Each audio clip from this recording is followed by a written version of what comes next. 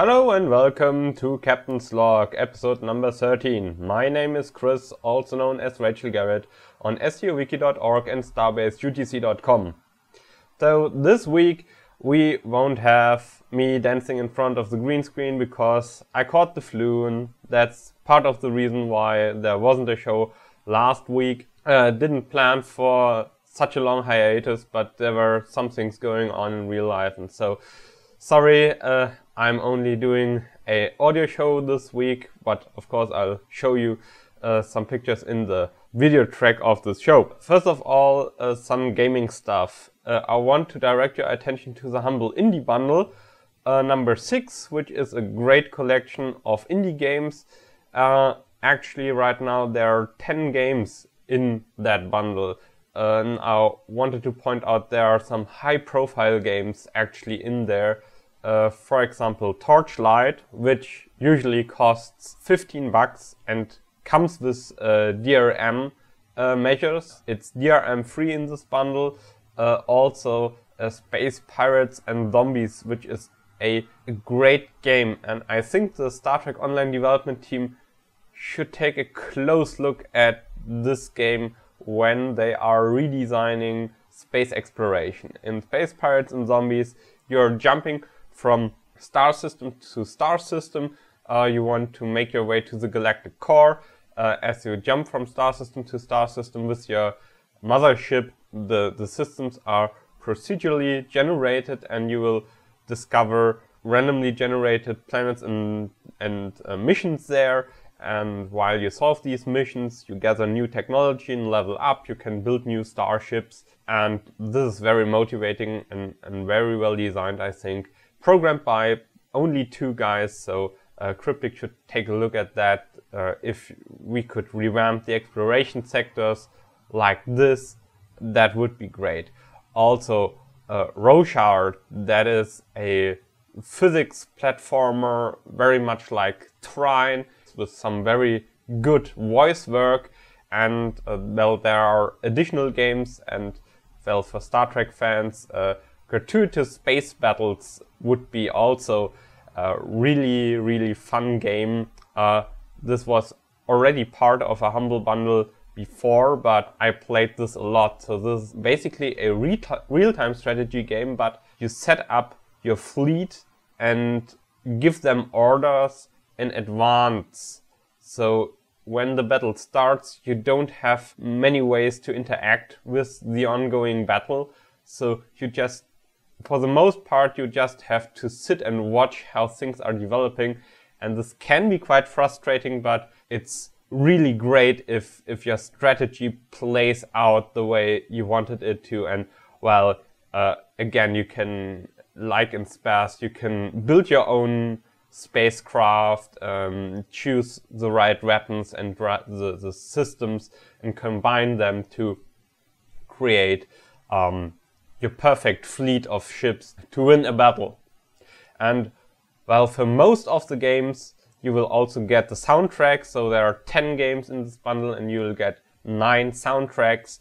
And the best part of it, 4 games of this bundle, or I think 5 games of this bundle, you can get for as low as 1 cent. And if you beat the average, which is right now $6.23, then you get all 10 games, and a portion of your purchase will go to the Electronic Frontier Foundation and Child's Play charity. So you can buy yourself an awesome game bundle and, well, do something good actually for society, and of course the great indie developers who are creating awesome games, really awesome games. And again, these are all DRM free, and you can download them for Windows, Linux and Mac, with the exception for Vessel, where the Linux and the Mac port are still in the making. So you will get a Linux and a Mac port for the Jump'n'Run Vessel, but you will have to wait a bit for that. Yeah, then this is quite old news, but I wanted to tell you anyway. So Planetary Annihilation was funded through Kickstarter and it ended at 2.3 million US dollars, and well, all stretch goals are met, so there will be an orchestral soundtrack and there will be a documentary made of the production of that game.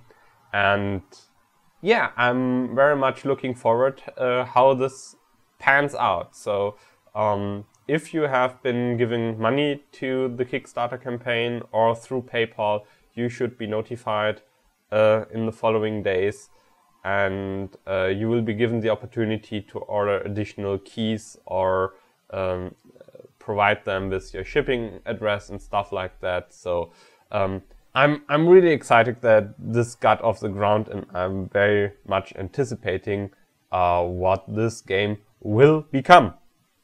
And on another note, I wanted to discuss Star Trek The Next Generation, the Collection Volume 1, which is a 3-CD soundtrack which was released a while back by La La Land Records, and I just ordered that set directly from the La La Land Records website. To my pleasant surprise, I could pay via PayPal and I could order it directly to be shipped to me in Germany, and in the past this has been quite a bit of a hassle. Bottom line is I really like this collection. First I thought, because it was coined Volume 1, that these discs would contain the soundtrack for Season 1. And this is not the case. So there is a lot of music from Season 1 on these discs, but not exclusively. So one disc is entirely devoted to Dennis McCarthy, one disc is entirely devoted to music from Jay Chataway, and there's an additional disc with tracks from Fred Steiner, Don Davis, which was also a composer from The Matrix, if I'm correct, and also John Dabney. So it was a really pleasant listening experience. But personally, well, I have to say that, for example, Beer McCreary's, I hope I'm pronouncing them correctly. So the soundtrack for Battlestar Galactica is a completely different animal and a completely different listening experience, a more powerful and more varied listening experience. But coming from that, I was pleasantly surprised how well the Star Trek Next Generation soundtrack holds up even by today's standards. So you can go to the La La Land Records website, and they have some sample clips on the website with some MP3s which you can download for free. And if you're a fan of the Next Generation and if you're collecting soundtracks or like listening to soundtracks, then maybe this is something for you. So this is not a must-have, but I think it's a really nice one, and especially the booklet is really well done and gives some extra value to this soundtrack collection. So, and basically this is all for not Star Trek Online related news this week. And well, for Star Trek Online there is not much to discuss actually. In the past 2 weeks there has not been going on much in Star Trek Online.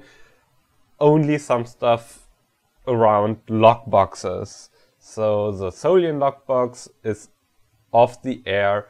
Then we had a week of rerunning the Cardassian and the Ferengi lockboxes, and supposedly they had increased chances of finding stuff in them to be more in line with the Solian lockbox. And now, since Thursday, we have the Temporal lockbox, and this is accompanied by a sale of master keys on the Zen store, and there you can get them for 15% off. Well, in game there is not much going on actually.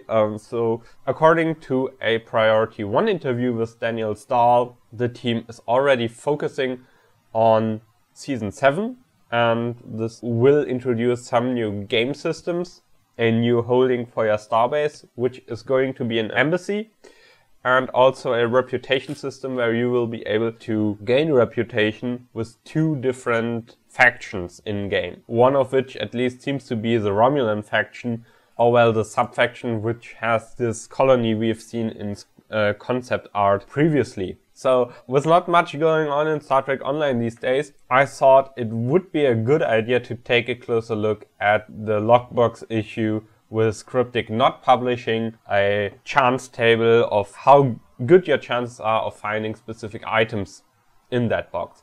On the forums, there is now a thread where we try to determine the actual chances of finding certain items in these boxes. And I've also created on STOWiki.org an odds table in the Temporal logbox article. And I wanted to spend some time to tell you about the forum thread. So the forum thread is called The Opening of Temporal Logboxes and the Results. And this was started by Levi3. And he did a lot of the work basically by using 245 keys, giving us detailed results of everything he found in the boxes, but he was joined by some other forum members, and I accumulated their numbers, their findings, and put them into an Excel sheet and did some math on that Excel sheet, and so that are the results that you find in the odds table of the Temporal Logbox article. You will see quite quickly that almost 50% of logboxes only contain duty officer packs. Close to 45% of logboxes will yield either a standard duty officer mini pack or a gamma quadrant duty officer mini pack. Then you are also pretty likely to find either a polarized disruptor weapon pack at 17%, and then a temporal beacon storage device, which will allow you to undertake special duty officer missions at 12.6%. I've heard that the temporal beacon storage device is not very popular with people because the best thing that you can get from a temporal beacon duty officer mission seems to be a blue duty officer when you crit these missions. So this device does not seem to be very popular. But still, we have accounted for 3/4 of the logbox rewards. So 3 out of 4 boxes that you open will contain one of these rewards: a temporal beacon storage device, a polarized disruptor weapon pack, or some kind of duty officer mini pack. And this is where chances drop dramatically. In each 14th logbox, so only 7% of logboxes contain a 5,000 fleet credits bonus pool.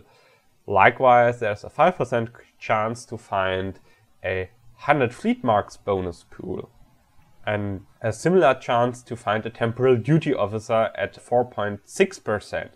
But only every 22nd logbox will contain such a temporal duty officer. Now we have accounted for 90% of all the logboxes, and still you got no single ship in there. And then finally we come to some ships. So there's a 3.9% chance to find a Mirror Universe Deep Space Science vessel. And I should point out that these boxes seem to be opened on Federation characters only. So I don't know how much your chance is to find a Klingon Raptor.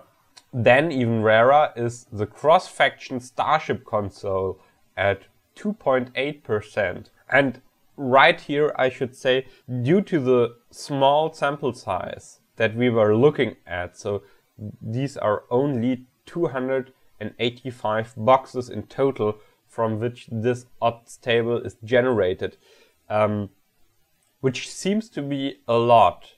But now, since the chances are so slim, now we are coming into a territory where the numbers that I tell you are very unstable. So since we didn't find even 10 Starship consoles, percentages could really rapidly and drastically change if we found a new console in the next box. These numbers are not so reliable. I'm pretty sure about the numbers up to the 100 fleet marks bonus pool, but all percentages below 5%. Take these numbers with a grain of salt. So we would need a sample size of, I think, close to 1,000 lockboxes to be relatively sure about the odds of finding a cross-faction Starship console. But, well, right now, you're only expected to find a cross-faction Starship console in every 36th lockbox. And if you're after finding just one cross-faction Starship console, you are expected to spend 4,000 then points. And what I mean by you're expected means that 50% of players with master keys of a value of 4,000 Zen points, half of the players who invest that kind of money will find one. The other half will need to spend more. This is what the estimated cost column is all about. If you are after a mirror reconnaissance science vessel, your chances are even slimmer. For some reason, it seems that it looks like you have twice as much chance to find a deep space science vessel than you have to find a reconnaissance science vessel, and only every 48th box, only 2.1% of boxes contain such a starship. And then in these boxes there was not a single temporal science vessel starship. And in order to compute an approximate value for temporal science vessel starships, I took into consideration other reports from players on the forums which were not that detailed. And they didn't report on every lobby crystal they found, but they only told us, well, I opened 80 lockboxes and I found one temporal science vessel in there, and I accumulated these numbers, and right now I'm at roughly 0.5%.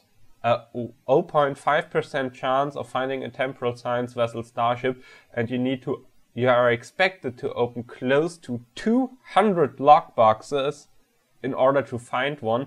And again, that means only 50% of players who open 200 lockboxes will find one, and the other players will need to open more.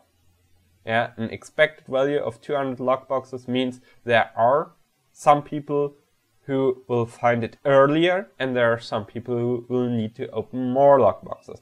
And again, this number is based only on the finding of 2 temporal science vessels, and there's a high uncertainty associated with that number, because if you found 2 more temporal science vessels in the next 10 boxes, then, well, suddenly you have a chance of 1% of finding this science vessel. But if we open another 200 boxes without finding one starship, then the chance of finding one is down to 0.3%. So right now I'm pretty confident that finding a starship would be somewhere below 1%. I've also read from other people who told me that from past lockboxes there are reports that 0.5% seems to be exactly the chance of finding such a ship. So 0.5% seems to be quite accurate if you take into consideration what has happened on past lockboxes.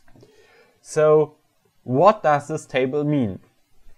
This table basically means don't participate in any lockbox event as long as there are people selling the items from the lockboxes on the exchange for an amount of energy credits that is lower as you would be required to buy lockbox keys from the exchange, or contraband which you could convert into dilithium, which you could convert into Zen point, with which you could buy master keys yourself. Well, right now this is very much the case. So a master key is somewhere between 1.3 and 1.6 million energy credits on the exchange.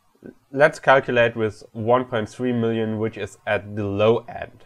In order to open the 183 lockboxes, which I now estimate you need in order to obtain one temporal science vessel starship, that would require 283 million energy credits in order to find one. So this is the value of a temporal science vessel starship in energy credits. And well, search for temporal science vessel starship on the exchange and you will be able to find it for somewhere around 80 to 90 million energy credits. So you are tremendously better off buying the starship directly through the exchange. You can simply go and buy lockbox keys from the Send store, sell them on the exchange for a total of 90 million energy credits. So in order to obtain 90 million energy credits for 1.3 million each, you would need to buy 70 lockbox keys, sell them on the exchange for energy credits, and then buy a temporal science vessel starship directly. And on average, you would be on the winning side there. Of course, you can always speculate that you would be the lucky one who would find a temporal science vessel starship in the first lockbox you opened with your first master key that you bought. But, well, this odds table tells you this is not realistic, especially if you want to buy more than one temporal science vessel starship and if you want to use that on more than one character. So this odds table carries a very strong message of not to participate in the opening of lockboxes, but, well, go on the exchange and buy the stuff that is posted there by people who open lockboxes at ridiculous high prices, and, well, buy that stuff for a third of the value that the people, or the third of the cost that people invested to get that stuff. Or it also carries the message that if you are in the business of opening lockboxes, don't throw away a thing. You should be able to use each and every little bit that you get from a lockbox personally, because you won't get enough return of investment if you go to the exchange and sell that. Even if you find the high price, even if you find the temporal science vessel starship, people will not be giving you what this item is actually worth. If you want to be an energy credit millionaire, buy lockbox keys and sell them directly on the exchange. So this is all for today, a little math segment. I hope to have a full-blown video podcast soon. Thank you very much. I'll see you out there. Good night and good luck.